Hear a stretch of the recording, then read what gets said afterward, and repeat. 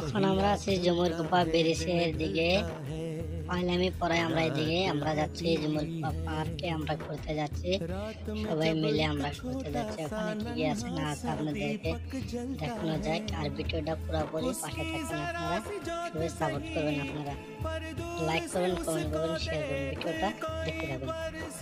এখানে আমরা অলরেডি এসে পড়লাম। এখানে এসে দেখলাম প্রচুর মানুষ, এদিকে অনেক মানুষ, খুব ভালো লাগলো এসে দেখে, খুব মানুষ।